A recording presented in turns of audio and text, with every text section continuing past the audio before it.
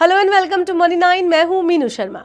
हर हफ्ते हम आपके लिए लेकर आते हैं इंश्योरेंस पर ये खास शो, बीमा से बनेगी बात।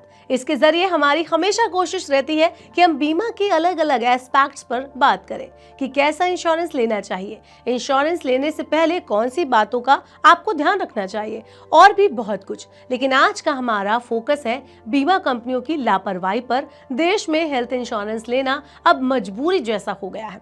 एक तरफ अस्पताल का खर्च दिन दूना रात चौगुना बढ़ रहा है, तो दूसरी तरफ मेडिकल इमरजेंसी कभी भी किसी के भी दरवाजे पर नॉक कर देती है।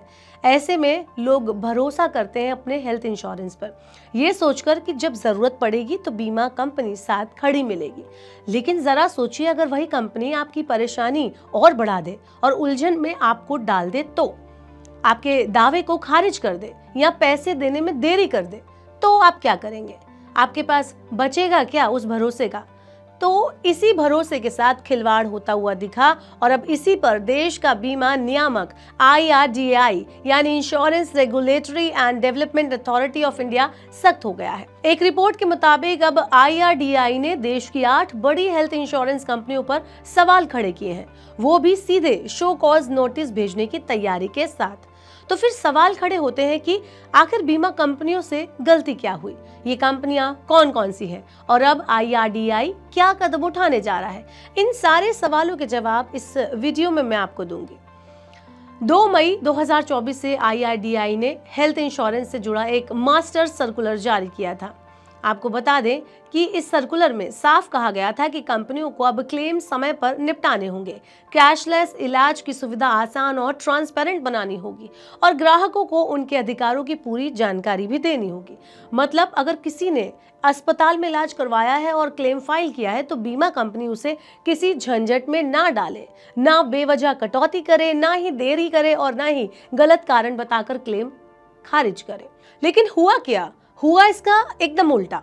एक एक्सक्लूसिव रिपोर्ट के अनुसार Niva Bupa, star health, care health, Manipal Cigna और साथ में 4 बड़ी जनरल इंश्योरेंस कंपनियां New India insurance, Tata AIG, ICICI Lombard और HDFC अर्गो, इन सभी पर आरोप है कि इन्होंने इन सर्कुलर के नियमों का सही से पालन नहीं किया।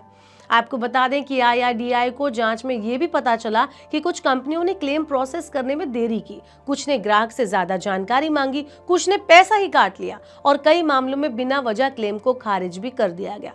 अब ये सब ऐसे टाइम में हुआ जब ग्राहक अस्पताल के खर्चों से जूझ रहा है, हर मिनट उसके लिए मायने रखता है। इतना ही नहीं, कई कंपनियों ने ग्राहक को दी जाने वाली जानकारी में भी ढिलाई बरती। जैसे जो कस्टमर इंफॉर्मेशन शीट होती है, उसमें ऐसी भाषा या जटिल बातों को लिखा गया जिन्हें आम आदमी समझ नहीं सकता। अब IRDAI के पास 2 ऑप्शन थे, या तो फिर से समझाए या फिर कार्रवाई करे। और अब जो संकेत मिल रहे हैं उसके मुताबिक IRDAI अब सीधे कार्रवाई करने की सोच रहा है, कार्रवाई की राह पर है IRDAI। रिपोर्ट के मुताबिक अगले हफ्ते IRDAI की बोर्ड मीटिंग में इस सभी कंपनियों को औपचारिक शो कॉज नोटिस भेजे जाने पर चर्चा होनी है।